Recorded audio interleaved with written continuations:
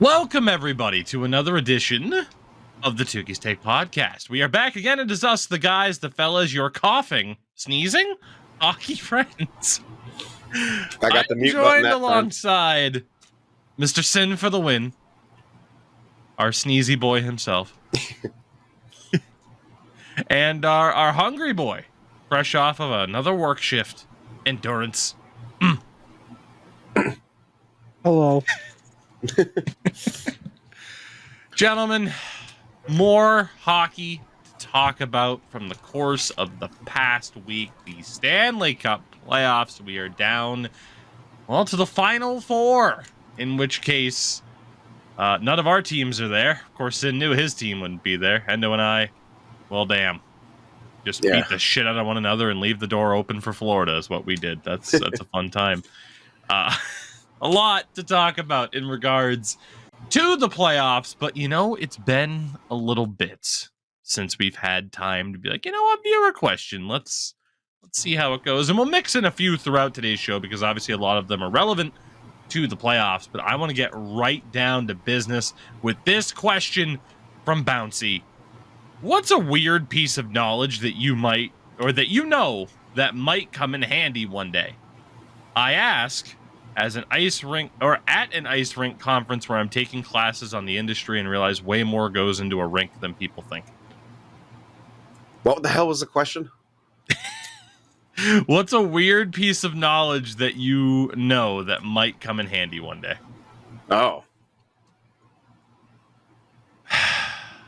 So when you're at a gas pump and the little fucking video screen won't shut the hell up? You can mute those. What? Yeah. On the right side, second button from the top, you press that, it mutes the video. Wow. There you go. Your lives are forever changed. You're welcome. That's pretty good. Yeah. Don't have to listen to Motorola commercials or whatever the fuck they put on those things. Motorola? Dude, is Motorola the thing still? I don't fucking know. I was just trying to think of cars. Cars and advertisements. And I went to Motorola phones, allegedly. They still have a website. Oh. That's cool. You still make phones. Yeah, they still make phones, apparently. They do, yeah. Yeah, look at that. The fair advertisement of the Moto G Power 5G. They have phones. That's good. They got a phone that flips and closes. Look at them. Technology. They're crushing it. Have I bided either of you enough time to come up with an answer to that? I don't know if I have a weird piece of information that might come in handy later. I honestly can't think of anything off the top of my head. That's a very obscure question. It is. That I have to really think about. And well, it doesn't help that your brain is like the SpongeBob meme of breathing and fine dining, except your brain is like Warhammer. Yeah. And my brain, all the stuff Lord. that I retain knowledge of doesn't really help in real life. I mean, it's the math that I know all pertains to either stock trading, the little bit of it, and an analytics side of figuring things out in video games, min-maxing in RPGs. Those don't help in real life. My memory retention, my biggest memory retention is fucking movie quotes and song lyrics. So yeah, in the rare occurrence where someone had a gun to my head and say, okay, recite a song perfectly from start to finish, I don't know. I probably do have something, a weird piece of knowledge or skill that would come in handy. But you have a very particular set of skills. Yeah. They're just not conducive to answering a question like this. No, apparently not. I'm just I don't know. Endo, does anything come to mind? The only thing that I can kind of think about is survival training. When I was in cadets for a bit, so basically how to survive in the wild and how to build a survival tent or just shelter to make or a hoochie and put that together. Yeah, I remember we made a hoochie hotel and it was 5 to 6 to 7 like different like hooches all combined together, kind of like a cul-de-sac kind of style when we were doing an excavation. ECT was pretty cool. It was a lot of fun. God, I miss doing cadets. So there you go. We're all, well, we're not all. We're all useful in our own way, and mostly useless aside from Endo.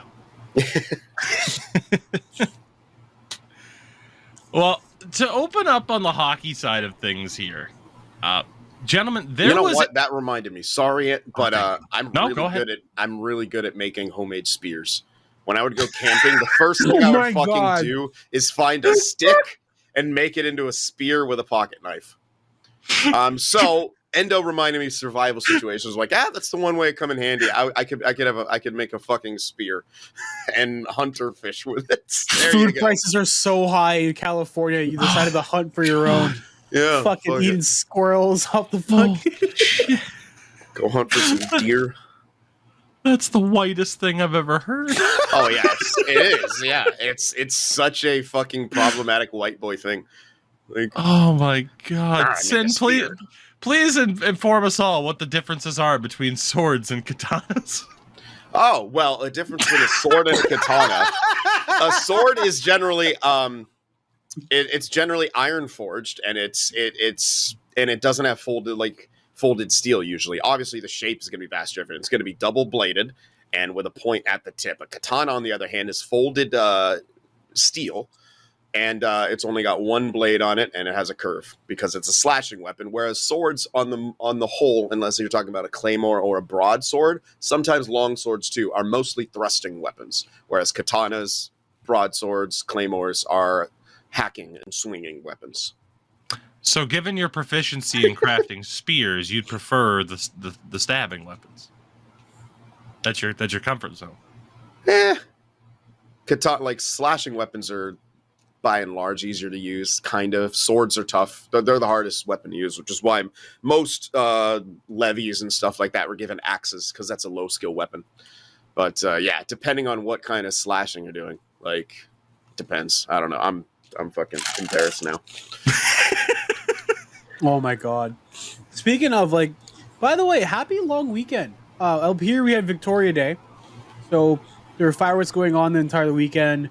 What'd you guys do this week? What'd you guys do on your weekends? Played hockey, watched hockey. Weekend. God, what day is it? It's Tuesday. Today's Tuesday. I mean, we played a bunch of Parsec stuff, right? We did. We did. We have been playing the ever-loving hell out of co-op games, whether it be golfing our asses off last night, especially. It's fantastic. I'm glad you all got that game. I'm glad it went on sale, because that's been a blast. Hell Sin, yeah. the master of putt-putt.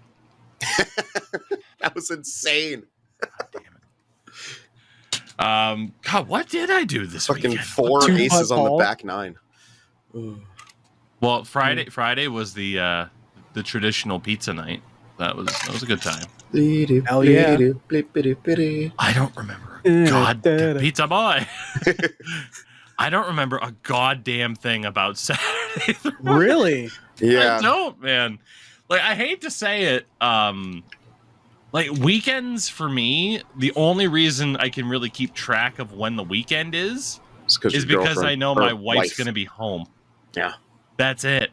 Otherwise, like, I have this night-based schedule. I'm very much a creature of habit outside of, like, oh, okay, today things change because I have to go grocery shopping or some shit. For the most part, a lot of my days are wake up, walk the dog with my wife, have dinner and watch television with my wife. Wife goes to bed. I play games with my internet wife. Which one of the two is that? Uh-oh. You decide. It's gotta be May. It's Monkey Day. It's Monkey. And then I stop streaming. I go do dishes and make food. And then I go to bed. And then I do it all over again the next day. And you know what? It's fucking awesome. Yeah, I'm kind of a creature of habit like that too. Yeah. Like I wake up, get myself a drink, and then I record a video, edit it, upload it, and then play games. Now I, maybe play a game for a bit. But sometimes I'll go for a walk outside, sometimes go to the gym, and then now I'm streaming in the afternoon, and then I play with you guys, and then I go to sleep and I wake up and I do a lot of it all over again. Yeah. It's like the days run together, but I enjoy the days, so I don't really care that they run together. Like, don't get me wrong, like there'll be other things, that come up. It's like, oh, okay, like, this weekend I might take a day or two off, and but my wife's gonna have like a 4-day weekend, so it's like, all right, cool, like we might go do something. But for the most part, the typical weekend just runs together. I am absolutely struggling to be like, oh God, what the hell was Saturday? What the hell was Sunday? I don't know. What did you do for your weekend, Endo? Well, Fuck I'm what glad Endo did you for his asked weekend. after One I sec. asked. I got to read this headline because I looked at it and it made me laugh.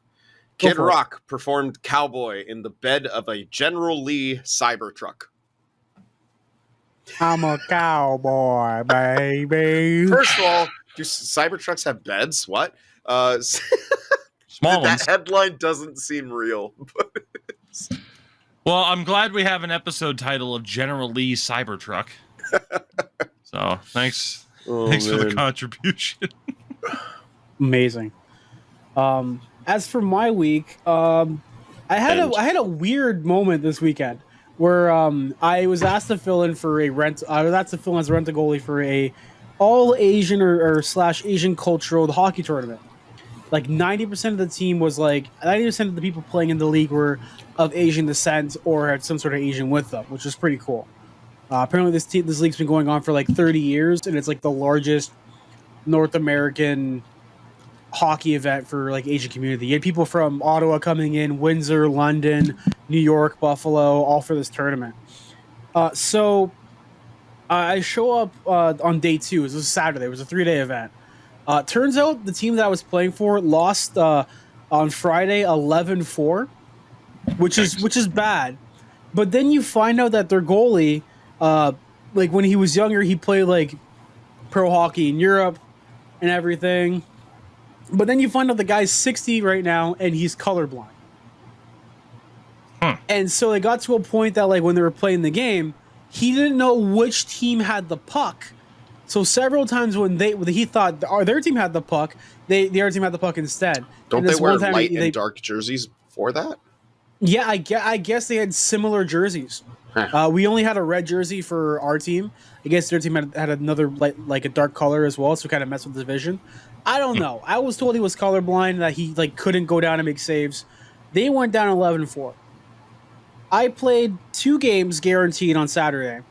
We had a goal differential of -7 going into Saturday. After Saturday, we had a goal differential of +4. So we won the first game 4-1, and the other game was like 8-0. And then the guys tell me like, oh, we don't need you for tomorrow, like ahead of time, like before the games happen. We win both games. They're like, we need you to come back tomorrow. I don't care how much it costs to get over here. So we cut to Sunday. We win the final game. We win the tournament. Amazing. Got to take a picture with the trophy and all that stuff. And it comes to the end of the tournament, and they're giving away awards. And they say, Endo, you did a really, really great job. You kind of were like the control. You kind of like the controlling element of the game. You dictated the pace and everything as a goalie, mind you. So he says, I want you to have this. And he passes me a Microsoft Comfort Optical Mouse 3000 from 2006. What the fuck? From 2006. Why? And says they're just giving away awards for players, right? Some guy got like a water bottle that was like, oh, it like keeps your food hot and it keeps your water, like keeps your tea hot and keeps your drinks cold. So like, it's, one of those. Yeah, that's pretty cool. One dude got another water bottle with a tea infuser. Here you go. Here's a brand new inbox mouse from 2006. Why aren't you using it? Right. Because I'm gonna frame it. I'm gonna have this up when we move over. I'm gonna get a. You should sell it. I'm gonna get. Yeah, I'm gonna frame it. I'm not gonna sell it. Fuck, I'm gonna keep this. You know, I had like a 1.5 goals against average after 4 games, and I had 2 shutouts. I'm not gonna give this away to anybody. Wow. They also gave me a tracksuit with the Adidas? the logo as well too, all blue, like a red logo. It's like AHL, kind of like in a Mandarin looking font, which is pretty cool, and it was awesome. It was great. They treated me as if I was one of their own, and they said, "Hey, do you want to come back next year?" I'm like, "Am I still gonna make $300 after like 4 games?" Or like, "We'll think No. about it." So, yeah, it was great. It was a lot of fun. That was my weekend. I mean, it tops anything that I can't Yeah. remember that I did. That's for sure. See, I would love to be a rent of something, like doing something I love, but I don't have any cool skills, I guess, that are in Rent need. the sword. Fuck, I'm not good. I just know stuff. Like that's the fucked up part. I've never even like really wielded a sword besides that one fucking. There's been a couple times, but that one thing I showed you when I was in the studio recording for my band when I was like 19 years old and I was holding a sword because it's brutal. Oh yeah. God. Well, I don't know. General Lee Cybertruck might have competition from Rent a Sword as an episode title. Oh man, my god. Goodness. Well, Endo, I'm glad you had a good weekend. I'm envious of the mouse. That's hilarious. Like objectively it's amazing, hilarious dude. that they gave It's got you a goddamn it's got a mouse. It's got a multi-directional fucking tilt wheel. Look at this shit. Look at it. I Hold can't. on. Look at that. It's beautiful. Fair enough. It's a No mouse. ways, brother. There's a genuine thought in my head that's probably wrong, but in my head I'm like, could you still use that? Like, would the drivers install properly? Yeah, And that's only because I'm going through issues with fucking Windows 11 right now. Because dude, it's certified for Windows Vista, dude. Certified. You see, kids, Windows Vista was the fucking Windows operating system released in 2006. Exactly. Vista was great. Actually, it wasn't. Vista was terrible. Oh, Remember when Windows 8 came out and it was so bad they skipped 9 and went straight to fucking 10? No, because I didn't have a PC until Windows 10. Okay, yeah. So that's when they added the whole like Metro thing where they got rid of the start menu and it was just like a bunch of grids. Like, you know, the Xbox One like OG like background was a bunch of squares and everything. Yeah. The basic menu. Yeah, Sure. it was that, but like that was your start menu and people fucking hated it, dude. Technology is fun to go back and look at from Yeah. 17, 18 years ago. Holy shit. Anyway, moving on. Let's not talk about the passage of time. Yeah. Let's talk about the progress of time. Death is inevitable. Live your life. I wanted to quickly mention, just because there isn't necessarily too much to discuss about this, before we get into talking about NHL stuff, I did want to mention the PWHL. Of course, the finals are ongoing. Boston up 1-0 on Minnesota in a best-of-5 series. We were so close to a Boston-Toronto final, and then Toronto absolutely choked away a 2-0 lead and lost in 5 games to Minnesota. So that was a shame. But I gotta be honest. Like, people have talked about like attendances and stuff like that. Oh, it was only a best of 5. Okay, so they got reverse swept in a best of 5. It probably would have been better for the league that if the final was like Montreal versus Toronto. Yeah. Yeah, but hey, I think from an optics perspective, that probably would have made for a better final. yeah. Well, now Although you know I it's do not rigged. wonder how much it would have affected U.S. viewership. I don't even know if if U.S. viewership's all that high because it's a Boston Minnesota final. Yeah, who knows? But You guys want to Definitely hear a had that fun thought. fact? Do you want to know how many Depends. people were at How the fast last? is this fact? It's quick fact. Okay. You want to know how many people were at the last Toronto Montreal PWHL game? 15,000. 17,000. Yeah. Which one? No. Sorry. It was 4,000 Oh, in the really? XL Energy Center. 4,000. what? Yep. What happened? They were like selling shit out like crazy, like huge ass places. Where's XL Energy? It's Minnesota. St. Paul. Oh, Home so of they the had Wild. Montreal, Toronto in XL Energy? No, it was Minnesota and Oh. Toronto for the playoffs. A Oh. playoff game, and they were only able to sell just over a quarter of the seats. That sucks, but I mean that's still pretty good. Like that's Yeah. Like it's the one that it kind of reminds me of. Like I go back to AEW, and their thing is they have all these like massive shows, like good production and everything, but they have it in big arenas where they don't have the population for it. Whereas like you go to, let's say, the Toronto games, they were sold out, 8,000, like over capacity. It's crazy to think that, you know, it's a great product, they're doing well, but it's just you put them in a big arena, it's going to look bad if they're small. You put them in a small arena, it's going to look even better because you have that full atmosphere and everything's rocking and rolling. Yeah, that's what they got to figure out still. It was great that they were able to play, you know, some marquee games inside XL Energy Centers, their home rink, but you might have to scale down a little bit just so that way you get the full experience of a full barn. Because 5,000 people yelling and screaming in a building supposed to seat 18,000, it's not going to be the same as, you know, a full having like 2,500. Welcome to Sharks Hockey. Yeah.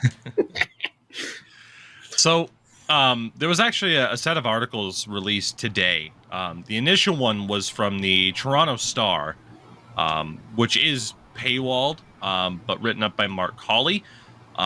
The Sports Business Journal, though, released their own article detailing some of, but not all of the information.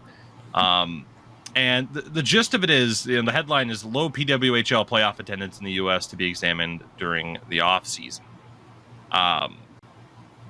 You know, the Canadian markets, Toronto, Ottawa, Montreal, did very, very well. The U.S. in the regular season, but now especially in the playoffs, not so great. To quote here, Cawley notes the league is, quote, chalking it up to a short window to sell playoff tickets, limiting sales of group packages, and relying on the already smaller group of season ticket holders. In the regular season, Minnesota's attendance was one of the PWHL success stories. The team averaged 7,100 fans, second only to Ottawa, while Boston trailed significantly with an average of 3,700. No market, though, struggled more than New York, who averaged just 2,500 fans, which was 17% arena capacity.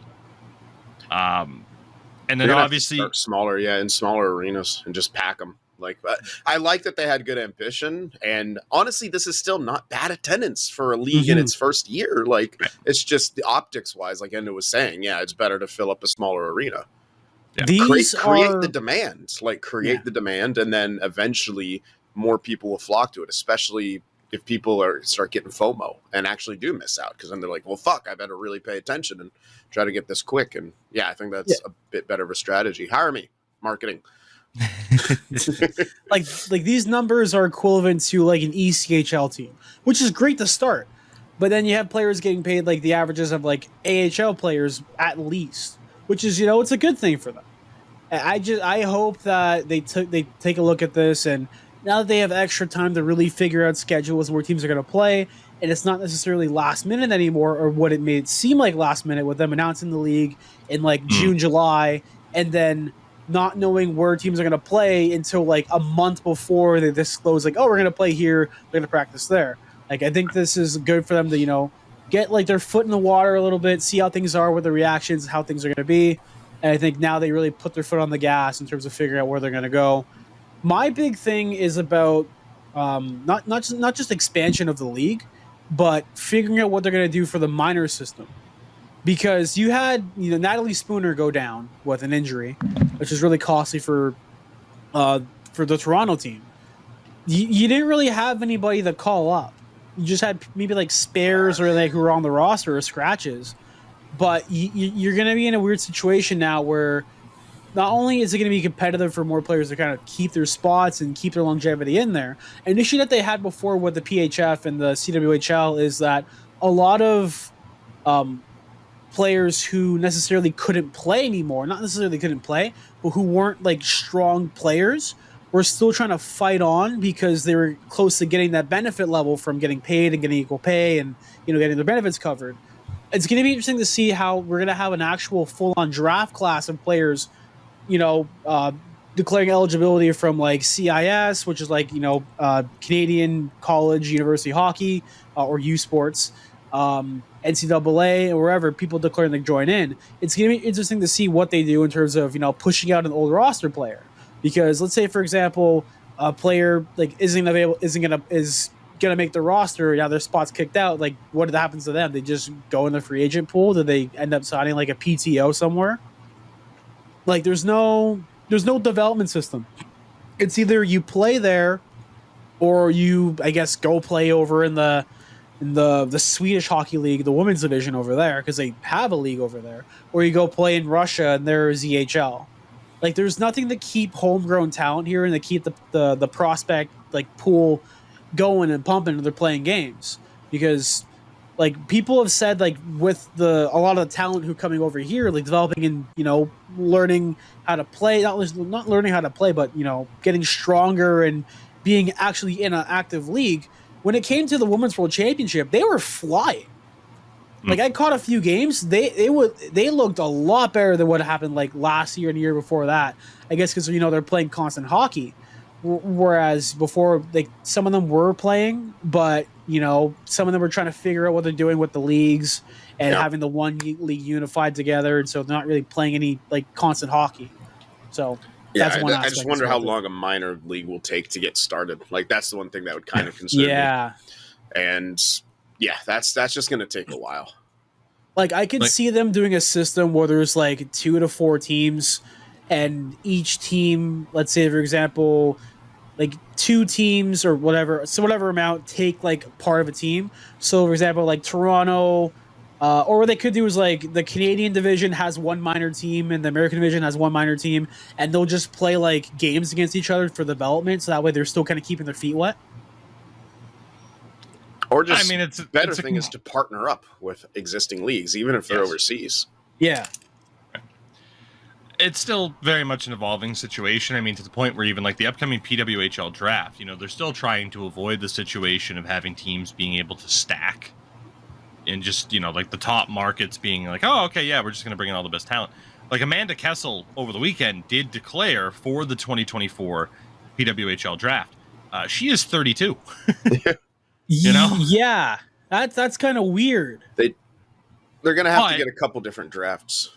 Yeah, it's like she's one of the best players in the world, and you want to limit the ability of a team like a Toronto that probably has more money. You want to be able to limit their ability to just hoard all the best talent and just dominate consistently, especially when you're talking. Yeah. Go ahead.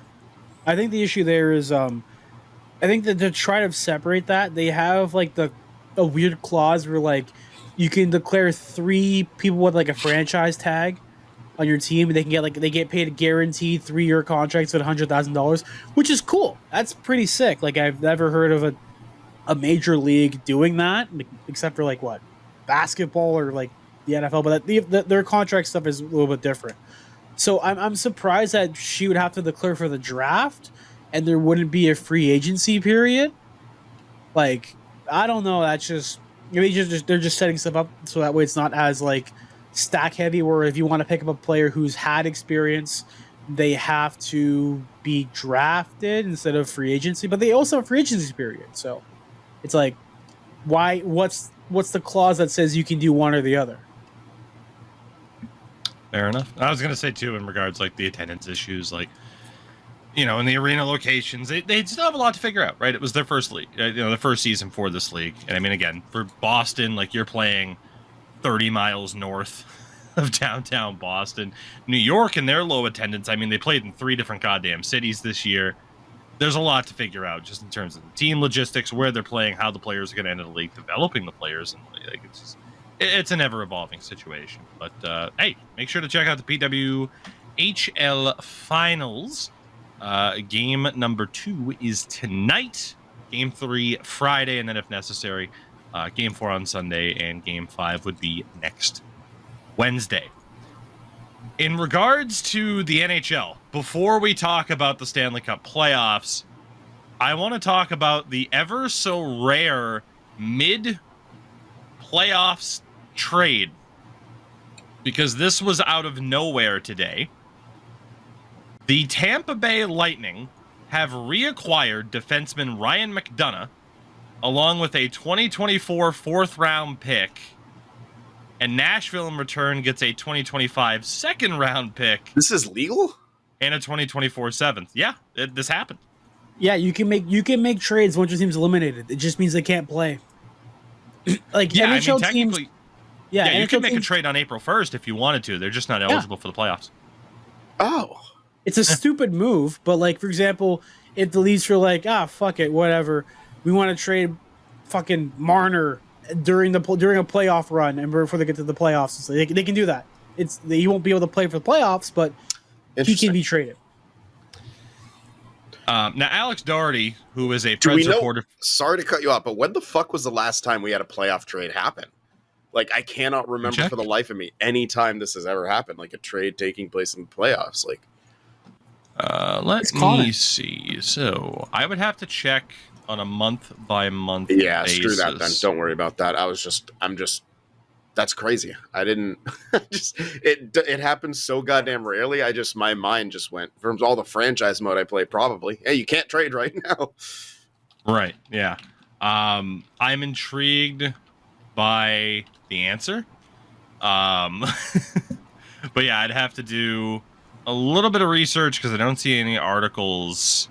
That's fine. I can look it up while you make your next point. I was going to say, because Cap Friendly does have a date range, but you'd have to do it like April 15th, 2023 to like June every single year. Hold on.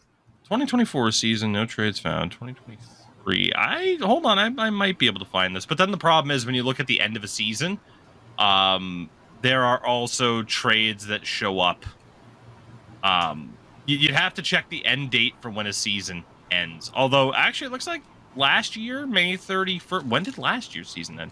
Because there were a couple of trades on May 30, or one trade on May 31st, a minor trade involving New York and Edmonton. So, but in terms of the last notable trade, I have no idea. Alex Doherty, who is a Preds reporter for the Tennessean, tweeted this out today. From what I understand, this is mostly a cap move for the Preds, but also McDonagh has been wanting to return home. Of course, he considers Tampa home.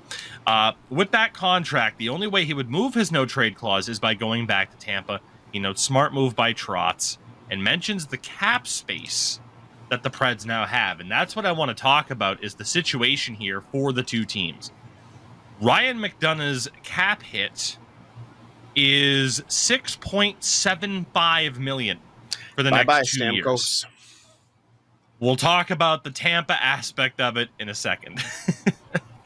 Ryan McDonagh, obviously an integral part of their back-to-back cup-winning teams. I mean, Christ, they went to 3 finals in a row.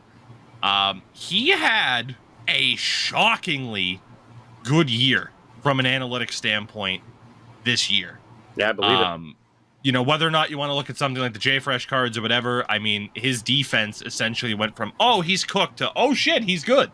Like, it's literally a V over the last 3 seasons. Like, he looked better. He's 35 years old.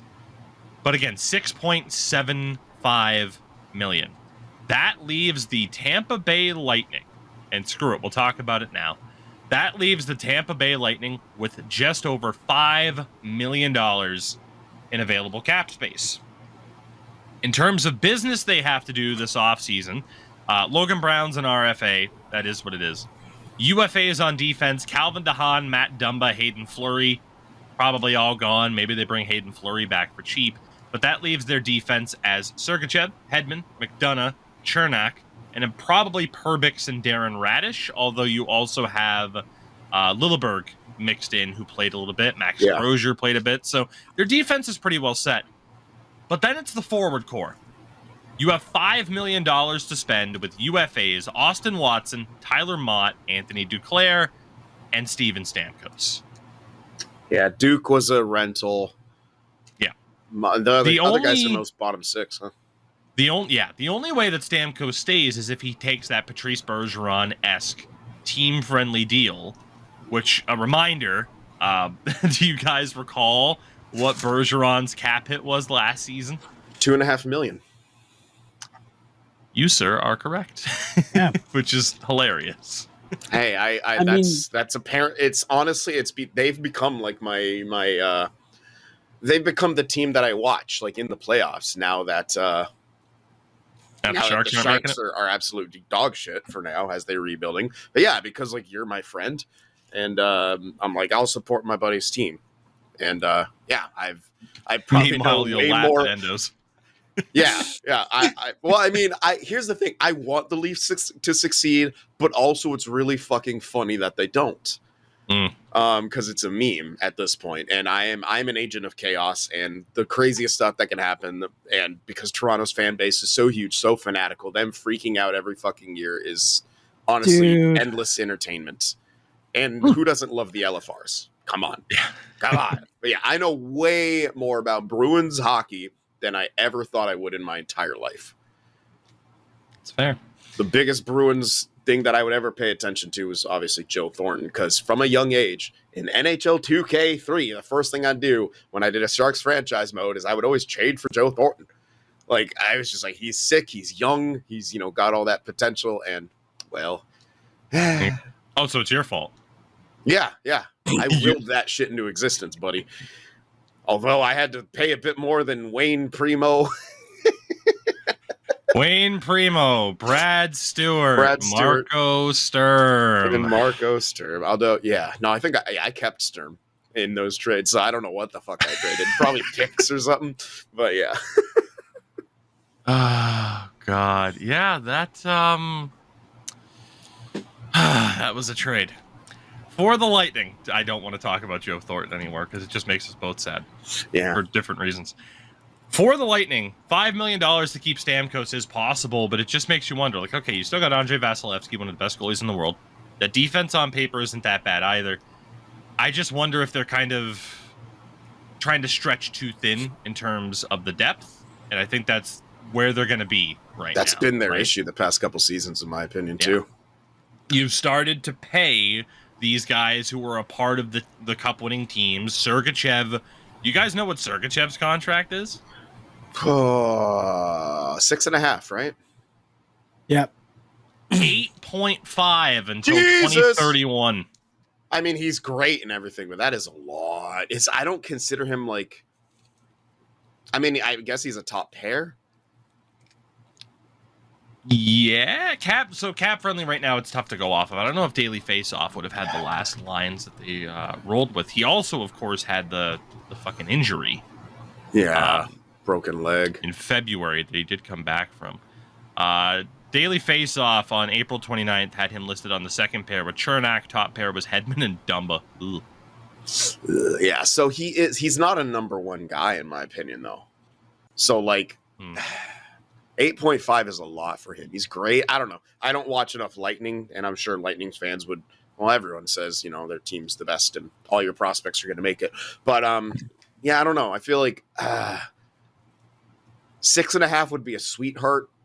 I'd say 7.5 for him is probably more fair, but 8.5 is quite a bit. I guess they're hoping he grows into it more, but he's already 26, right? 25. Okay. I think he turns 26 this year. Yeah, his birthday's next month. Like he could, I mean, he's gonna be their number one eventually. Hedman's not gonna be around forever, so that's why I guess that's what they're kind of banking on and hoping for, that he develops a bit more into that. And it could absolutely work, but yeah, right now for the time being, that hurts a little bit. Yeah, it's like they paid him, they paid Chernak, they paid Cirelli. Obviously they had to let go of some guys, but they also tried to keep some guys, and it's like, well, this is they when got it Nick adds Paul up. for like 6 years. That was a crazy contract that he signed for like 3 mil, 6 years, something like that. 3.15 until 2029 for Nick Paul. Yeah, I mean he's great, 3C, but just makes you wonder about their depth though, because right now, obviously, again, it's off season based. Like Stamkos isn't being factored in, but you're talking about pieces like Connor Sherry, Michael Asamont, Mitch Chaffee, Gage Gonsalves, Valtteri Marilla. unknowns completely. Besides it's Asamont, Sharks legend. That's the big question for Tampa. I mean, that's a big cap hit for Ryan McDonough. Like, he does bring more than just a solid on ice effort. I mean, Although how much leadership does Tampa need, for fuck's sake?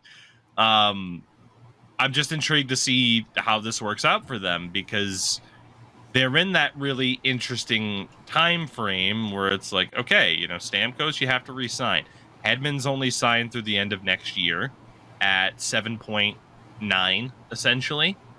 And what the hell is Victor Hedman going to want to do? Like, is he going to be content with being like, I'll sign in Utah for $8 million for 2 years? Like, is he going to want to make a little bit more money at this stage of his career, as much as he can make, given he's already had the success? Like, you don't really know what's going to influence these players in terms of how they're going to move forward. So Tampa, super interesting to watch.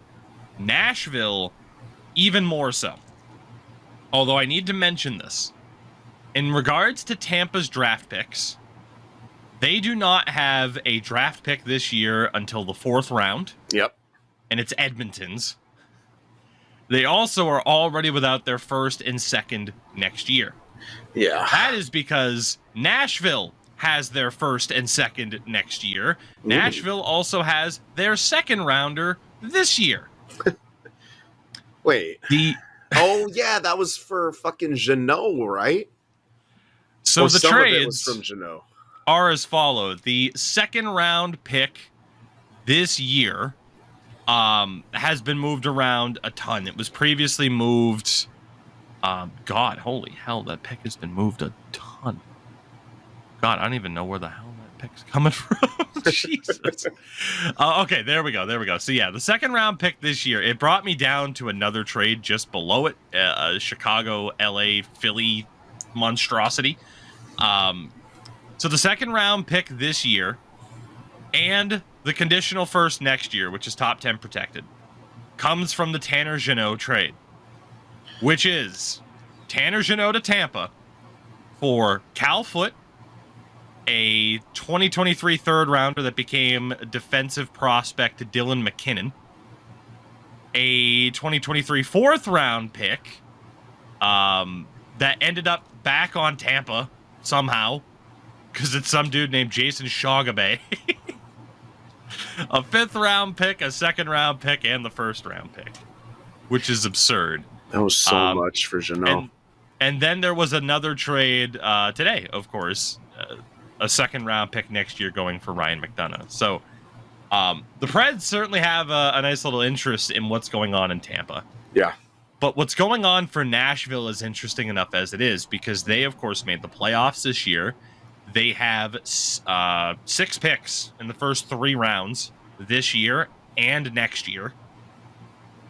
And this offseason, UFAs, Kevin Lankinen in goal, defenseman Tyson Barrie and Alex Carrier, forwards Anthony Beauvillier, Kiefer Sherwood, Jason Zucker, and RFA forward Jarrett Anderson-Dolan. They have $26 million in cap space, and Leafs fans are going fucking nuts thinking that this is the move to free up space for Mitch Marner. And they might be right. Nashville's in a weird spot. They have $26 million in open space with over $11 million, nearly $12 million in dead cap. They have that much cap space with $12 million in dead cap. It's who's the dead insane. Cap from? Ooh, boy. So they have a $250,000 retention on Matthias Ekholm until 2026, so the next 2 seasons. Next year, $4 million in retained salary on Ryan Johansson, who they traded to Colorado, who is now a member of the Flyers. Oh, yeah. Right.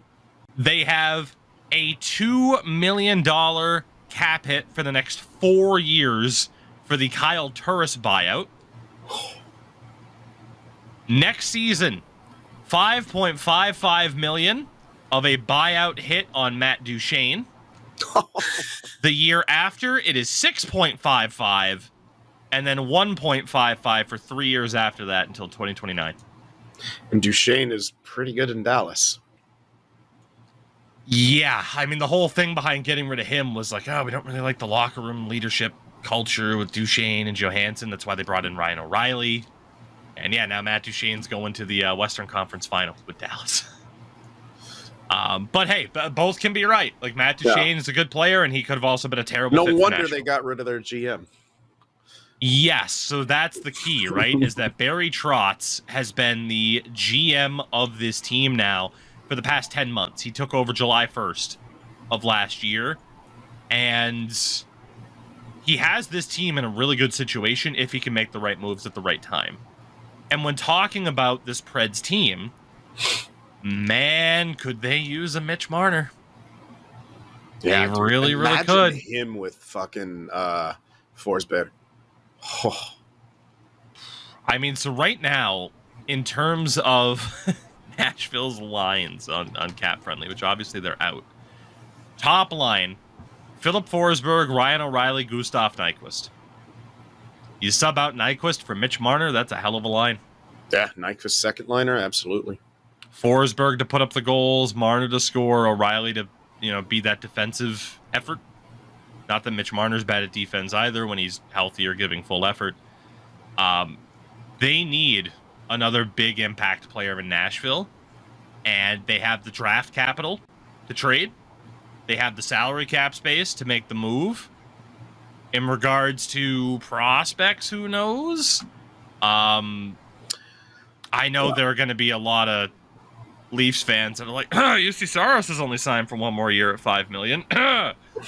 I don't know if that'll happen, but who knows? We might get silly here. Askarov, right?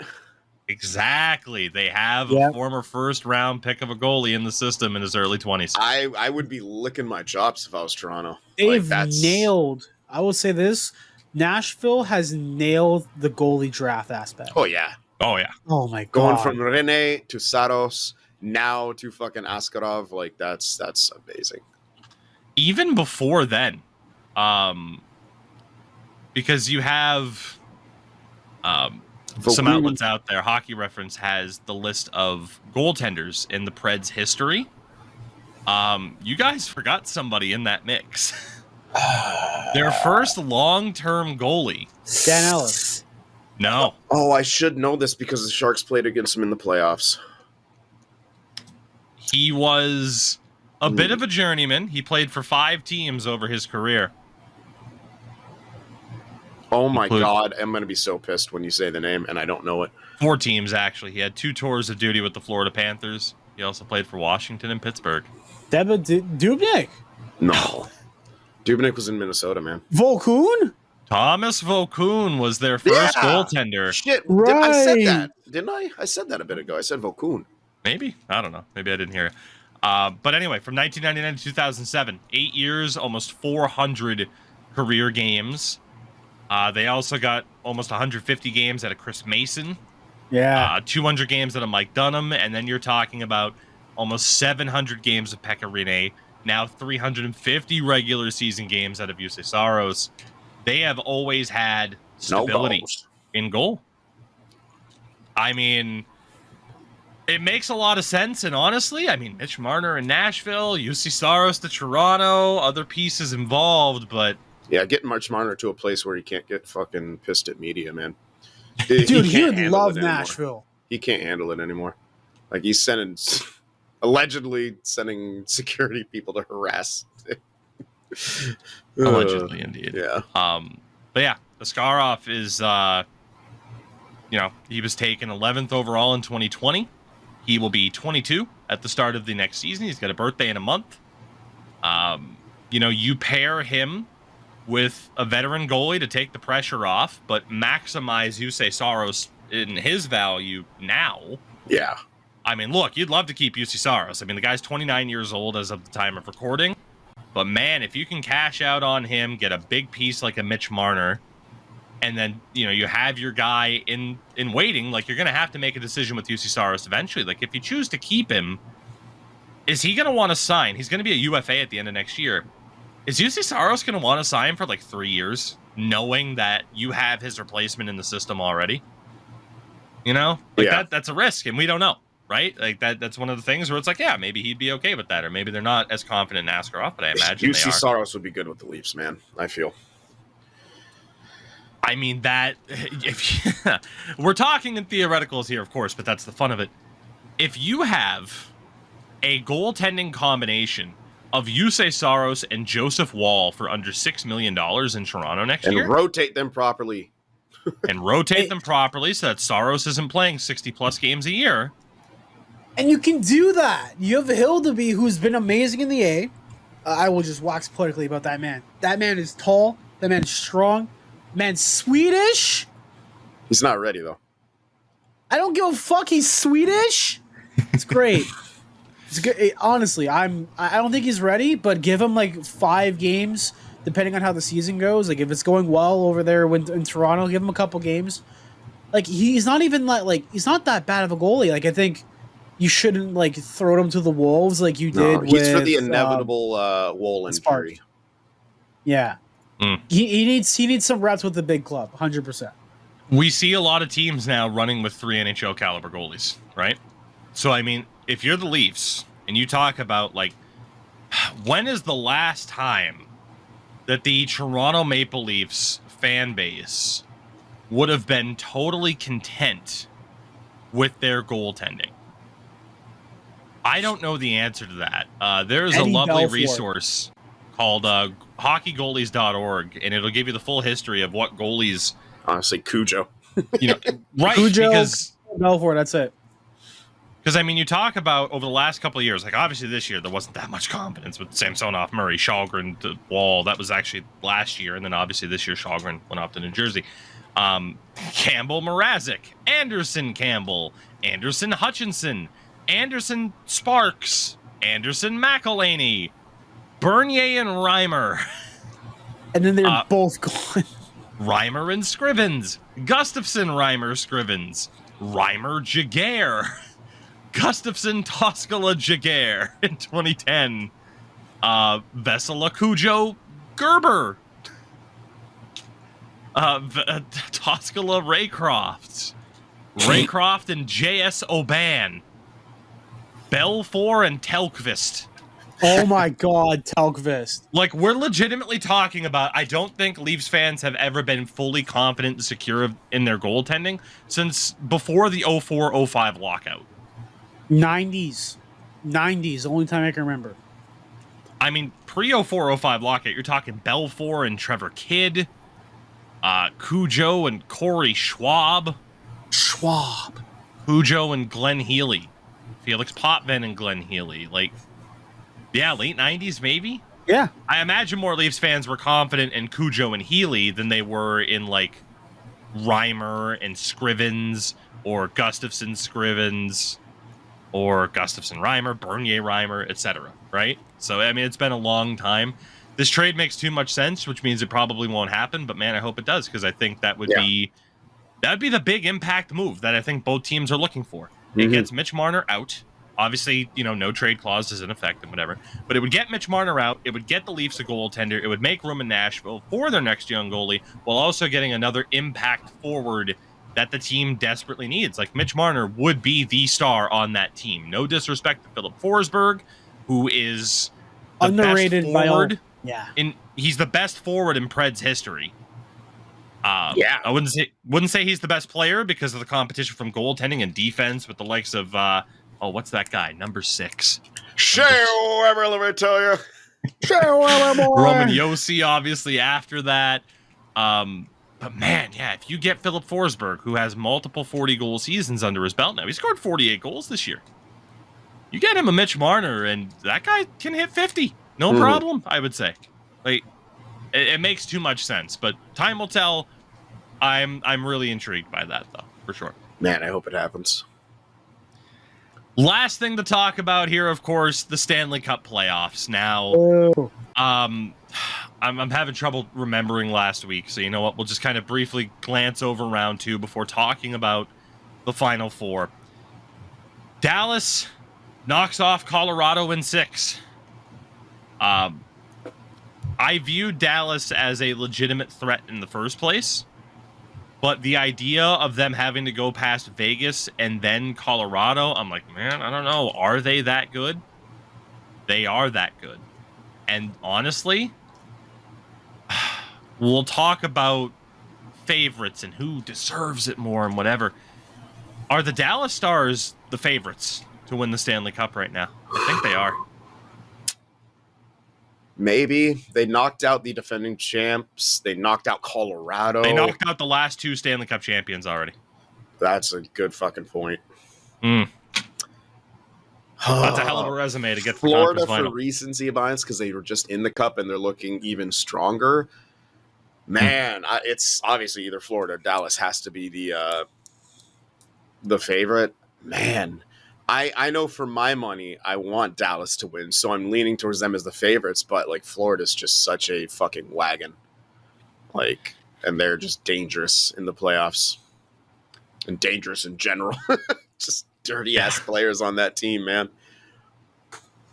Yeah, I mean, it's interesting right now because, you know, Razor Sharp had asked a question about, also maybe talk about the much needed parity that's happening in the NBA right now. It's funny because, I mean, I feel like this, like, in the NHL, like, the favorites have pretty much advanced, right? Like, Dallas was a 1 seed, Edmonton was a 2 seed, Florida a 1 seed, and New York was a 1 as well in their division. Whereas in the NBA, you have a 1, a 3, a 5, and a 6 in the Final Four. The 1 seed being the Celtics, that everyone's just like, well, this is over. Don't trust the Boston Celtics too much now. That I gotta be honest though, like for the NHL here, I mean, like Final Four, these are 4 teams where you're just like, yeah, I can see them there. Yeah, and they all have a very realistic shot at winning the cup. And Dallas, obviously, as we know now, will be playing Edmonton.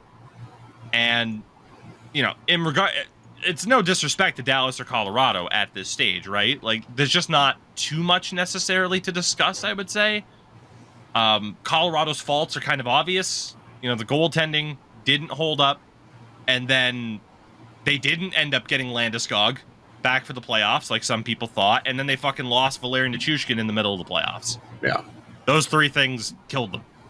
That is what it is. Right? And like, I'm just gonna say this: Edmonton has a lot of the same problems that Colorado does, and they're taking on a team which just beat Colorado. Like Edmonton, quite top heavy, defense better. It's underrated this season. I think their defense is in a lot of ways. Their XGA is actually in really good shape. But the fact of the matter is, it's like when they roll out Nurse and Cece, it's detrimental, and their goaltending is incredibly sus.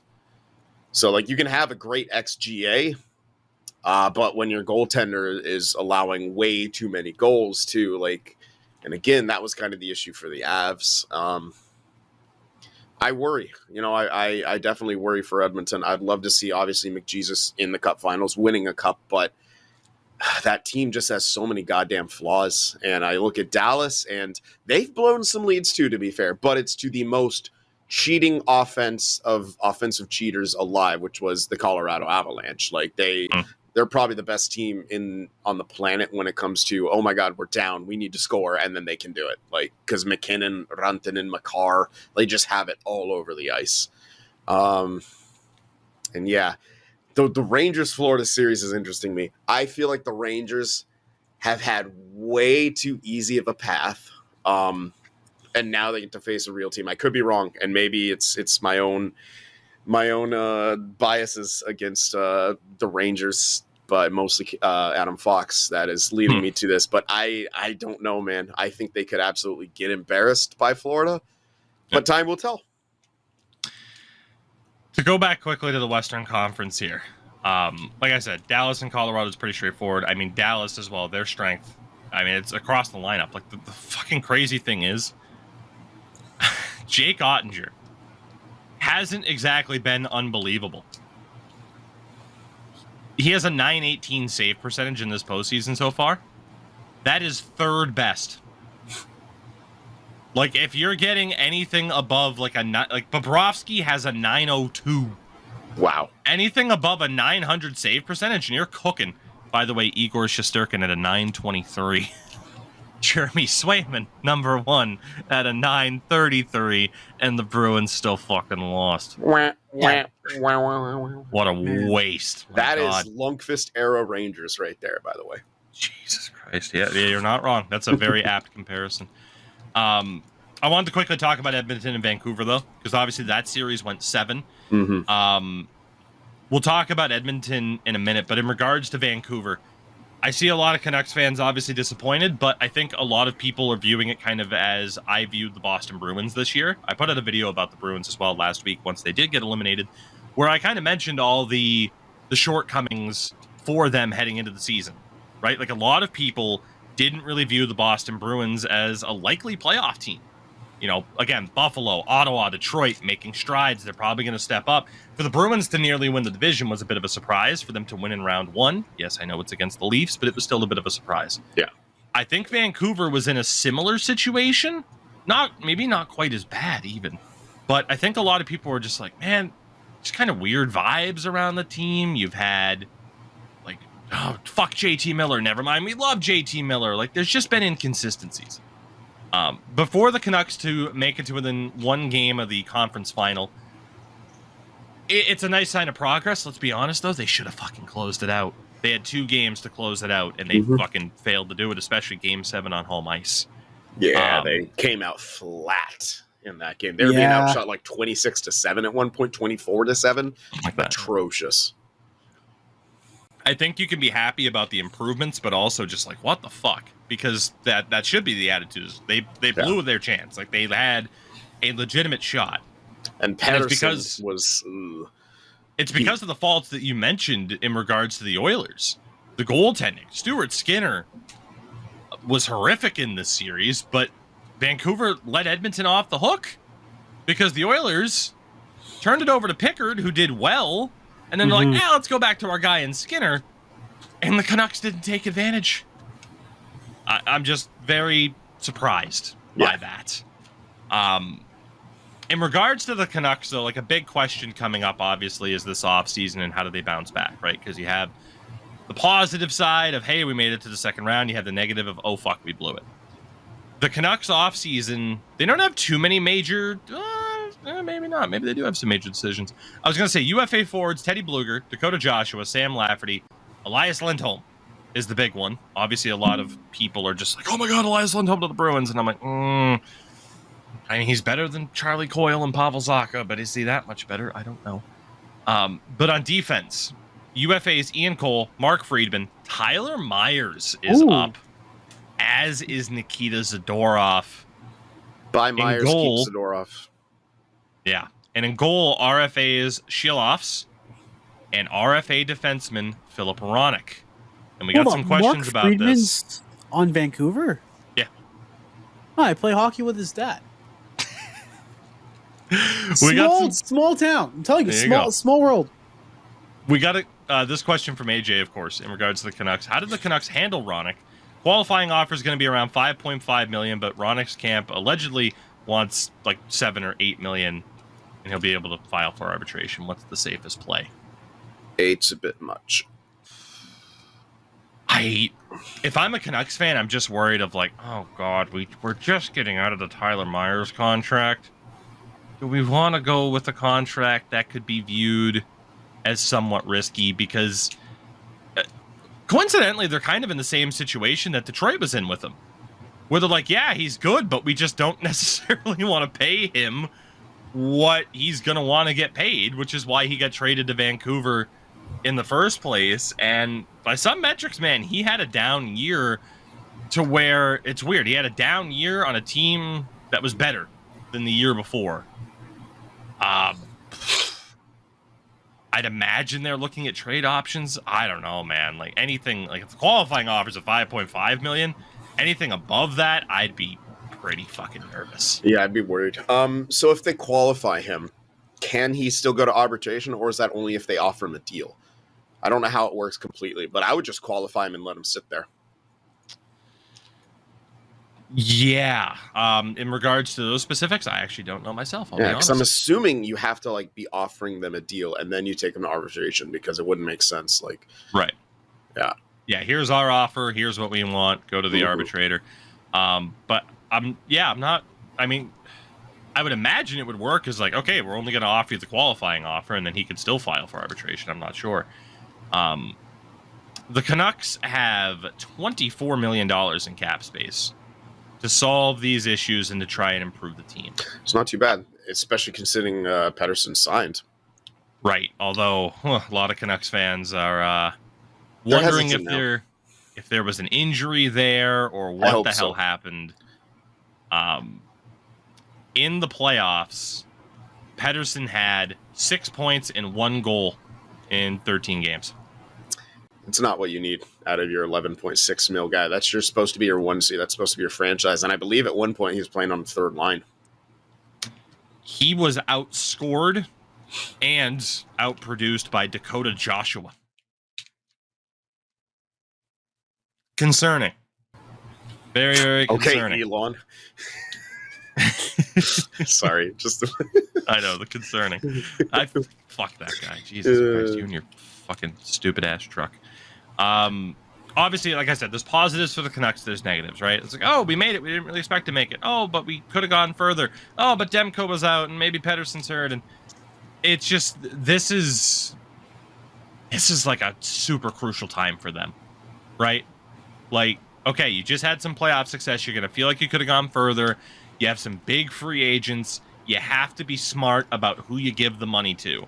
And in the past, with a certain former GM, they were very unwise with who they decided to give the money to and for how long. This is where Patrick Allvin is.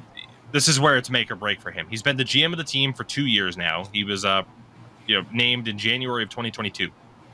Like this is it. Like this offseason is going to define his tenure as Canucks GM. Yeah. In terms of whether or not, like, okay, this was the start of getting them to that next level, or this is where the fucking wheels fell off. They do not have their first or second round pick this year either. So their big splashes are coming in the form of who you give that money to. Who is that supporting cast? Especially when Pettersson's on 1.6 now. JT Miller on 8. Brock Besser, which that's another fucking X factor as to why you could say they just couldn't pull it off because of the blood clot issue that was going to take him out for the rest of the playoffs anyway, which I don't think anybody listening to this is going to be that big of a dumb fuck. But of course, there were people on Twitter vexed when people are responding with, well, no, there were studies about this in 2015 about players and blood clot issues. And is it really that surprising when you're taking the wear and tear that you are, and then you're on an airplane 2 to 3 hours a night? Yeah. You know? Yeah. Like, no shit. Like, they're professional athletes putting their bodies through the rigors of playing a professional sport, training for the professional sport, traveling for the professional sport. And they suffer a lot of trauma in the form of fucking physical contact. Like, no matter how minor, it's still considered trauma. Like, if you get fucking punched in the leg, that's a form of trauma. And I know, that's just, I mean, there's that one soccer player who got a blood clot from being like kicked in the calf or something like that, right? Yeah. Yeah. Like, it happens all the time. Yeah. So fucking hell, stop being stupid. So all that talk about the Canucks, I want to mention this. There are two specific things for the Oilers, right? I mean, because we've already kind of mentioned, like, hey, the goaltending sucked. You got to figure that out because that's scary to have goaltending concerns when you're about to play Dallas. Here's another concern, but I'll do a positive first. The positive is that Evan Bouchard has 20 points, the most in NHL history by a defenseman through the first 2 rounds of a single postseason. Ooh. You mentioned their defense stepping up. He's a large part of that. Like, he has absolutely developed into that true top defenseman, like, offensive threat. Like, he's third in scoring on the team, only behind McDavid and Draisaitl.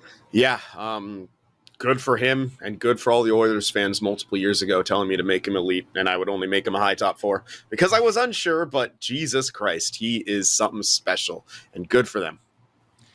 Here's the concerning aspect. He has a short-term deal, doesn't he? Sorry. Bouchard? Bouchard. I'm pretty sure they only signed him to like a kind of a bridge deal because they had to keep cap down. Like, I wasn't even going to say that he was the concerning part. He is a concerning part. When's he come off? Is it this summer? $3.9 million through next year, and then he's an RFA again. Hey, through next year is still pretty good, but he's going to get fucking paid. It ties into bye Draisaitl. Yeah, Shark. Just kidding. Bicidal. Hey, we have a fucking German owner. We might hire Marco Sturm as our head coach, German coach. Bring in the German. There you go. Yeah, Draisaitl. Yeah. Oh yeah, bring in Mo Seider too. Just give us all the Germans. We'll have the German and Finnish and Swedish contingent. Here's the concerning part for Edmonton. You kind of need to do it this year. Here's the reason why. With the Oilers moving on to the third round, forward Corey Perry has earned himself a $50K performance bonus. Oh, right. This now raises Edmonton's overage penalty to $3.5 million next season. Yeah, because of the Connor Brown thing. Yes, and his bonuses and playing games.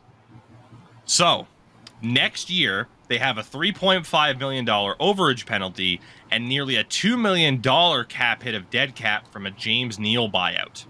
Oh, yeah, James. Here's the kicker. UFA goalie Calvin Pickard, not a big deal. UFA defenseman Troy Stetcher and Vinny Desharnais. RFA defenseman Philip Broberg. That's not huge. Desharnais is huge, but not a big deal. They currently have 7 forwards with a cap hit for next season, with a listed $9.8 million in cap space. RFA Dylan Holloway, who you need to hope will agree to a bridge deal. He's had some decent moments in the playoffs. UFA is Connor Brown, Sam Carrick, Warren Fogle, Sam Gagne, Adam Henrique, Matthias Janmark, and Corey Perry. You have, like I said, just under $10 million. I don't even think the overage is kicked in yet to the open cap space. I'm actually not sure. So you might have even less to get a surrounding core around this team in case they fail to keep pushing. They need 5 to 6 guys, probably 6, and they're only going to have either 6 mil or 9 mil. Next year is the final year of Leon Draisaitl at $8.5 million. Mm-hmm. This is it. You got this year and maybe next to get this shit done, or you fucking blew it. And the problem is that supporting cast right now isn't putting up points. Corey Perry, 0 points in 10 games. Oof. Ryan McLeod, 0 points in 12 games. Oh. Derek Ryan, 1 point in 9. Sam Carrick, 1 point in 5. Connor Brown, 1 point in 6. Darnell Nurse, by the way, who you're paying a shitload of money to, 2 points in 12 games on defense. Jesus. Adam Henrique, 2 points in 6 games. Warren Fogle, 2 and 12. Janmark, 3 and 12. Holloway, 4 and 12. Evander Kane, 7 and 12. You have depth scoring issues still. You have goaltending concerns, and you're going up against Dallas, who knocked out the last 2 Stanley Cup champions. I don't know how the fuck they figured out. I mean, the Oilers could win the Cup this year, but Jesus fuck, doesn't it look perilous? Yeah, like Ken Holland masterclass. What was that? Ken Holland masterclass. Like, you made it through LA in 5 and Vancouver in 7.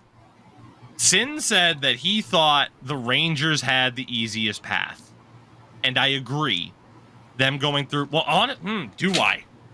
Because, okay, I think it's close. Like, okay, so the Rangers go through Carolina. That's a tough out. I think Carolina drastically underperformed. We'll talk about that in a second. But then they went through Washington, which, easy enough. Done.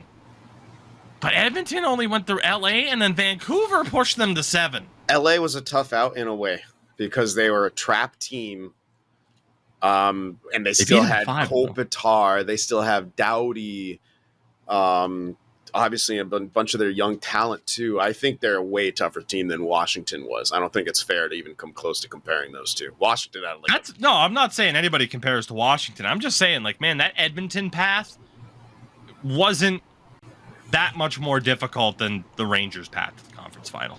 Fair. I would consider Vancouver and Carolina honestly on the same level, and I know a lot of people disagree with me, but I think Carolina has the type of questions, especially in their goaltending. They've tried to do it by committee for forever, and it's just not working. And Freddie Anderson is just... We can talk about Carolina right now, because there was concerns about is Rod Brindamore going to go. He has stayed. He has re-signed. Fuck. Did he? Shit, I was kind of hoping the Sharks might take a run at him if he didn't. Yeah, they extended him for 5 years over the weekend. Okay, well, clearly I wasn't paying attention to Twitter over the weekend, Endo, to answer your Honestly, question it from was an kind hour of ago. quiet news Yeah, it was for very such a big quiet. signing. It was relatively quiet. Yeah. Carolina, $27 million in cap space. They have 5 RFA forwards, 4 UFA forwards, 4 UFA defensemen, and an RFA defenseman. Nature's room to go, obviously. That's been around for a while. And their goaltending is still locked up as Freddie Anderson at 3.4 and Kochetkov at 2. Like, they do have some massive Kochetkov questions needs to be the guy, man. Like, he needs to be the guy. Yeah. And you mentioned Natchez. He's one of the RFA forwards. Jarvis. UFA forwards, Jake Gensel, Teravainen, Martin Oknason. Brett Pesce is a UFA defenseman, as is D'Angelo, but he can't play defense, so fuck him. Yeah. Fun fact about They can fix him. Don't worry. They can fix him. about I'll Carolina. be right back. They partnered back up with Chicago again for their AHL NHL agreement. I'm not sure we talked about this, but historically they had a really bad season in the AHL last year. Well, this past season. So they decided, yeah, we kind of need to have, prospects in our pool instead of having a mostly NHL roster. Yeah. I mean, they got Rocco Grimaldi like extra points. So, hey, he might get an NHL deal again next year. Who knows? Yeah. And then in regards to the other matchup that we haven't mentioned, Florida and Boston, like I said, I put out a video kind of talking about every aspect of like what's coming up next for the Bruins, what this series could have been. It was a bit of a wasted opportunity. I really don't have too much more to add aside from what I had mentioned in that particular video. So check that out if you haven't. Again, Florida, definitely the better team, but again, the Bruins had some wasted potential for sure. Is the only way to to really view it. And then they got questions like, it's funny because last night I mentioned this when we were golfing on stream. Yeah. I hope that Bruins management knows what they're doing, because like the Boston Bruins subreddit, they don't have a fucking clue about what they want or the best way forward for the team. And the best way to summarize that, there was a post in the Boston Bruins subreddit where someone screenshotted a suggested trade or a fantasy trade. And it was Edmonton trades Leon Draisaitl to Boston for Allmark, Lohrei, Patra, first and second round picks. And the headline on this Bruins subreddit post was, "Just in case you needed a laugh today." As if there's no way the Bruins should give up that for Leon Draisaitl. That concerns me that that's an attitude from some people within the Bruins fandom. Because I hope that isn't the headline from within the fucking front office, because I would drive all 3 of them to the airport if it meant... I would carry Leon Draisaitl on my back from Edmonton to Boston if it meant that he was going to be a Bruin. Yeah. Like, fucking That's one hell of a move. Christ. You did it in a heartbeat. And of all things, he could be that extra piece that, Boston's historically had a pretty good Selke winner for the past, like, how many years? Who knows? You bring him over to 2003. Boston, becomes another Selke guy, becomes a Patrice Bergeron Memorial Award winner. Yeah. Who knows? I mean, that that was like the crux of the video for me, is that people are like, oh, Lindholm, Nugent Hopkins, which isn't going to happen. Stamkos, like, the one thing the Boston Bruins are missing now is the number 1 center. Like, it's clear. Like, you look at that roster, and that was pretty much the main point of the video. You look at that Bruins roster and a center core of Coyle, Geeky, Zaka. That's not a cup-winning core down the middle. Like, we are obviously in a second about to talk about the Final Four. Look at who the Panthers have down the middle, with, Sasha Barkov, especially, leading the way. Like, the Bruins do not have a Sasha Barkov. Anton Lundell, Sam Bennett down the middle. Like, that's a better center core than what the Bruins have. The New York Rangers have Zibanejad and Trocheck as their top 2 centers. The Oilers obviously have fucking McDavid and Draisaitl. And the Dallas Stars have Wyatt Johnston, Matt Duchene, and Tyler Sagan as their 3 centers right now. Like, you need that top performing center. And you need to win draws. That's basically flat out. You need to win draws. If you aren't winning draws, you're not going to win games. And shout back to Game 5 and Game 6. Max Domi stepped up when he had to, and then played amazing. And then they put him on the third line immediately after. Yeah, I mean, unless a team fucking blows it like the Leafs do, odds are if you have that really strong forward core, that really strong center core, you're going to do well. Is the gist. Oh yeah, strong center core. Yeah, Sin's feeling pretty good right now as a Sharks fan, of course. Yeah. So to wrap up the playoff Demidov instead. I mean, hey, you guys didn't pick the Russian last year, and that wasn't quite a mistake. But hey, apparently, certain Flyers Russian forwards coming over sooner than expected. You know, good for them. And all the teams that passed on them, that's just the risk you took. But yeah, I still love fucking Will Smith. Like, holy shit. Get rid of Torts now. You need an offensive coach now. Watch this. Oh my god, Torts is gonna be like, good shot, good shot, but can you block him? John Tortorella with a 5'10", 175-pound Russian kid. Oh no. Philly. Oh, Philly, you gotta change coaches. That kid's gonna get thrown in the locker room. Just Torts is gonna be the one shoving him in lockers. Torts is gonna bully that kid. So we are at the Final Four, and we have one more viewer question here, and this is from Razor Sharp. With each of the NHL semifinalists having not won the Cup in the last 25 years or more, if not ever, power rank the remaining fan bases from most to least deserving to see that drought end. Now, really quickly, little quiz. Fan bases, huh? All right. Gentlemen, when's the last time the Dallas Stars won the Stanley Cup? Oh, it was shit. They won it in the last 25 years. They are the most recent winner out of the bunch. 1999 over Buffalo. That's right, yeah. I was Put in the gonna crease, say baby. 2000. Put in the crease. When's the last time the Edmonton Oilers won the Stanley Cup?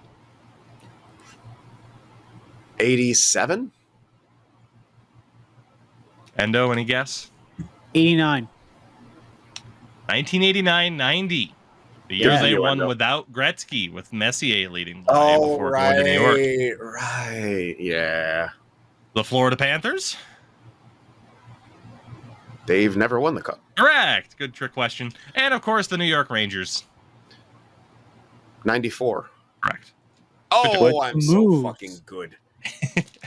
So, in terms of these rankings, right? Because the question was, like, in terms of fan bases, you could also rank it in terms of, like, who you want to see win the most, because they're not going to be, like, intrinsically tied together, but they are going to be pretty close. In terms of, though, this question, like, who deserves the win the most? Fan base or, like, team? God, see, there's so many. We'll answer the question as it was written. What fan base deserves the win the most? Oh, man.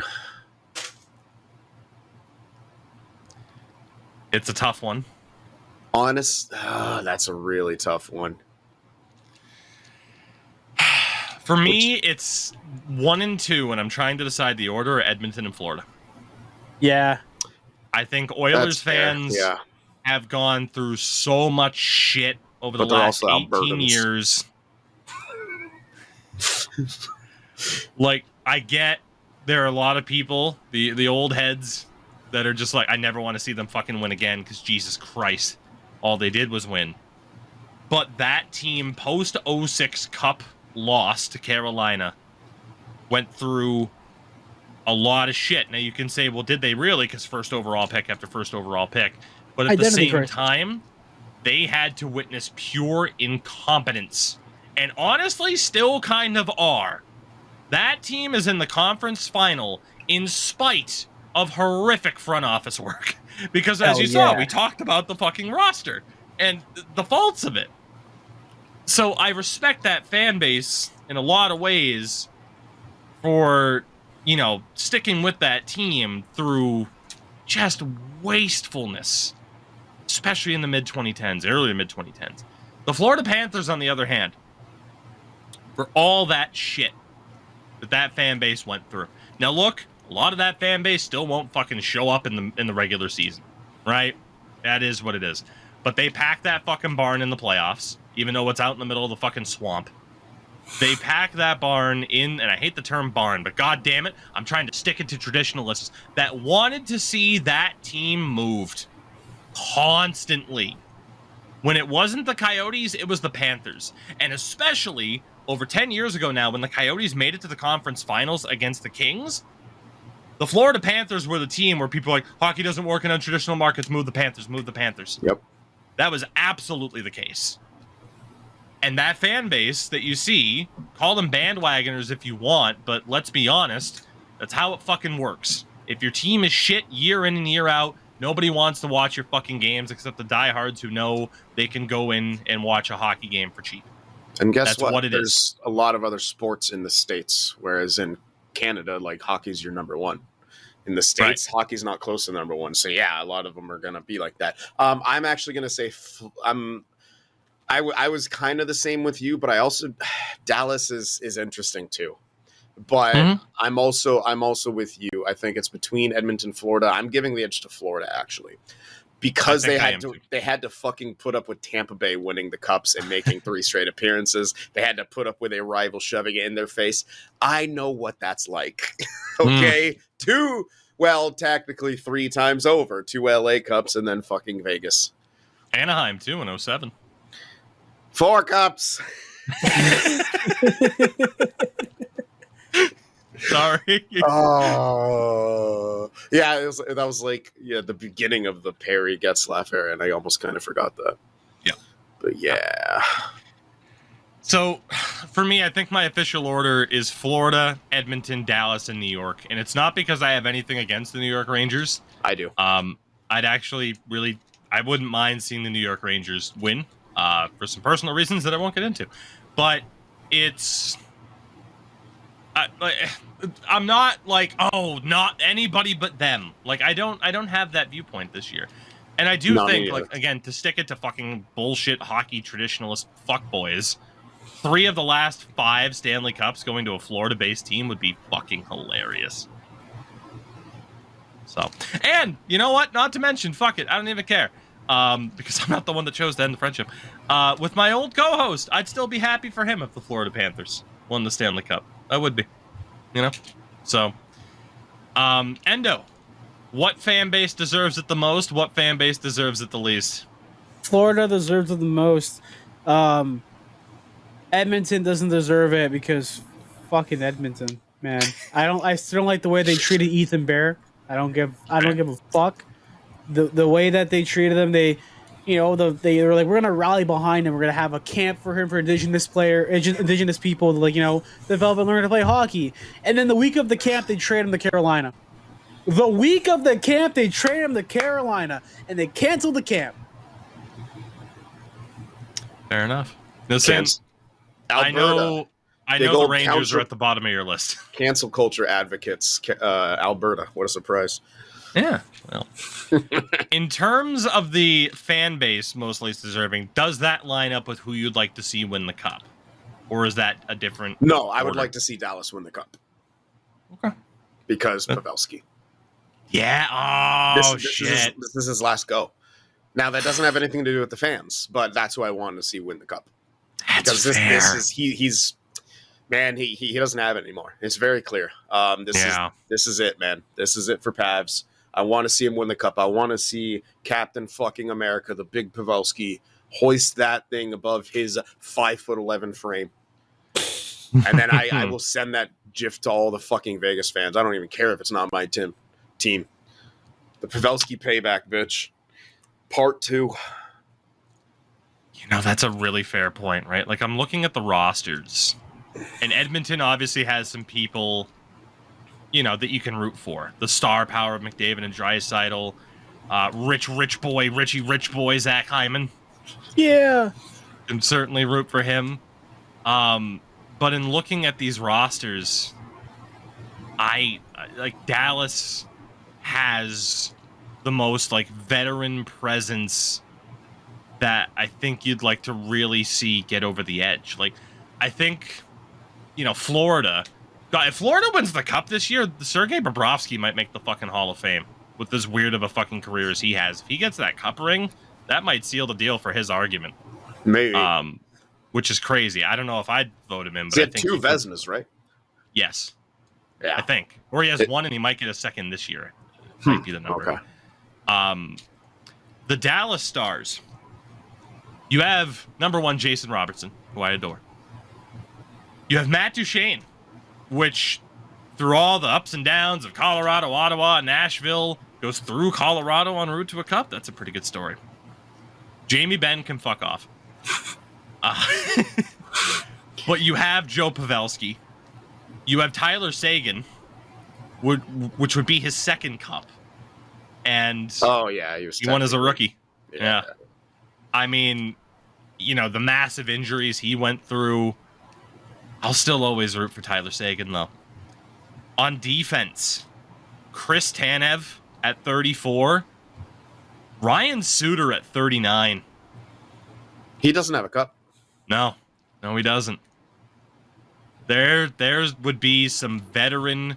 I mean, God, he and Pavelski are both 39. Jesus. Like I said, for me, there isn't that one team where I'm like, no, anybody but them. Yeah, no, I don't have that at all. The only teams. God damn it. In terms of the team I'd want to see win the most, I think it is Dallas. That order for me is Dallas, Florida for the first time winner. Dallas number 1 for the veterans. New York third. For me, it's Edmonton the least. Ooh. Why do you want New York over fucking McJesus? Hear me out. I hate you. The As Empire much State as I Building want deserves a Connor cup. McDavid to be in a Stanley Cup final, and Leon Draisaitl, for that matter, there are 2 things that make me root against it. Management And 1993. Because it would still be fucking hilarious to not have a Canadian team win again. Like those memes, And God, like if a Canadian team's gonna win the cup, I want it to be the Toronto Maple Leafs coming back from 3-0 down in the cup final. I want people to just destroy themselves with the Leafs being down 3-0. Leafs fans, chief amongst them, destroying themselves. And then I want to see the Steve Dangle redemption arc over 4 games and just how fucking happy he'd be. Yeah. Like, that would be the most torturous way for not only the Leafs, but all the other Canadian fan bases. Neeler would be going nuts on Sens fans. Yeah. Jesus the Christ. fun. The social media fun. How often does that happen? It's very rarely fun, but that would be pretty fun. Yeah, just for the fact that, like, Edmonton, the Canadian thing doesn't bother me as much. I just don't want that fucking management team to get rewarded. Because you don't fucking deserve it. Like, you've done the same thing every year of like, we'll just send Connor and Leon out there and whoever else. It'll work out. I don't want that it'll work out approach to actually fucking work out. You don't deserve it. What are you doing? Fair. That's fair. Anyway. And like the only blessing that the Edmonton Oilers had was Vander Kane's little buyout from contract termination. Yeah. with the Sharks. That wasn't even a buyout. That was a full out like you're done. Yeah, you're done. Tons of rules. Like, yeah. And then like they just kind of went like they just zipped their lips about what happened afterwards. Mm-hmm. Yeah. Yeah. Reminder of that story. On October 18th, 2021, Kane was suspended by the NHL for the opening 21 games of the season for, quote, violation of and lack of compliance with the NHL and NHLPA COVID-19 protocols. On November 28th of 2021, following its completion of the suspension, Sharks placed him on waivers and he was reassigned to the AHL for the first time in his career, joining the San Jose Barracuda. On January 8th, it was announced that the Sharks had placed Kane on unconditional waivers for purpose of terminating his contract due to violation of AHL COVID-19 protocols. Shortly after the news, San Jose's effort to terminate Kane's contract broke. Reports began to circulate that the Oilers were interested in signing Kane. The Oilers had begun the season strongly, but it ended a prolonged slide, yada yada. The addition of Kane, a proficient scorer, was seen as a potential answer. On January 27, 2022, Kane signed a 1-year deal with the Oilers. Just breaking those protocols. What protocols? We don't know. He was breaking protocols, terminate the contract. Oh, all of a sudden the Sharks don't have to buy him out or retain salary on a trade. And all of a sudden the Oilers can pick him up for dirt cheap. Pretty convenient. I have the protocol list here. I don't know what exactly it is, but I have a PDF with the protocols for COVID-19 protocols for the NHL and the AHL. I could go through this and speculate, but that's stupid. It's all over. I'm sure it's fucking pages long. Like, right. The fact is, like, the Sharks got out of his contract, which carried a cap hit of $7 million through next season. By the way, yeah, the Oilers have him for dirt cheap, and now I think he was like top 5 in scoring. There was one point where it's like, oh, did he travel home when he wasn't supposed to, and whatever the hell. But anyway, yeah, there's that. Any other thoughts? Fan bases, team you want to win, anything at all? Yeah. Cool. Endo, what do you got going on as we bring this podcast to a close? Nothing. I'm working. I'm learning how to put down tile, hardwood floor, and all that stuff. Not Twitch related, unfortunately, and I don't know when I'm going to stream. But if you want, you can catch us out hanging out almost every night with Tougie over at twitch.tv/Tougie24. That's twitch.tv/Tougie24. Sin.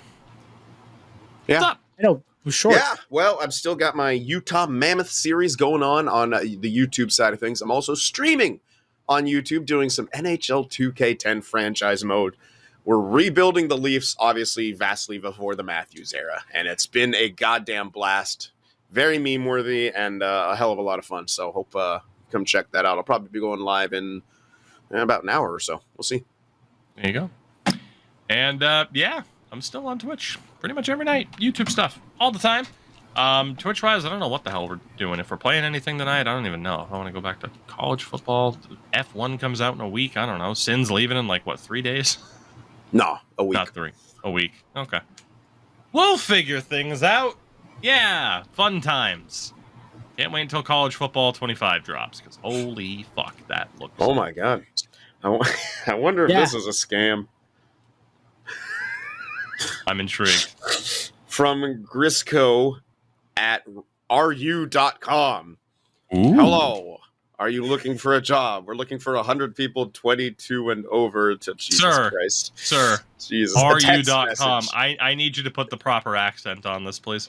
Hello. Yeah. Hold on. I look for a job for you to find. I look for young men to go to front line. Work in factory. Nico Cousin. Let's go bowling. Okay. From Grezico at mail.ru. Oof. Hello. Sorry come to work bother in you via factory text to build. message. Are you looking for a job? We need 100 people over 22 years old to engage in online remote management of shared scooters. What? Shared scooters. We sell scooters, comrade. You only need to work for about 1 hour a day. There's no time limit. Wait a sec. You work for 1 hour a day and there's also no time limit. You can schedule it according to your wishes. Before you get started, I'll give you 30 minutes of free training. And here's the scam part. After the training, you will receive training fees of $50 to $200 and a daily salary of at least $300 to $1,000 and a monthly salary of more than $10,000 easily for just 1 hour of work. Unbelievable. Wait, if you're interested in learning more, please contact me using WhatsApp. Yeah. Oh, yeah. Legit. Yeah. Too legit to quit. Gentlemen, the final thing to decide is the episode title. General Lee Cybertruck. Rent a sword. Or we sell scooters, comrade. Oh, fuck. There's got to be Rent a Sword. Endo, thoughts? Oh, yeah. Scooters. Damn. God damn it. General Lee scooter swords. Generally, Cybertruck is pretty good too, but yeah.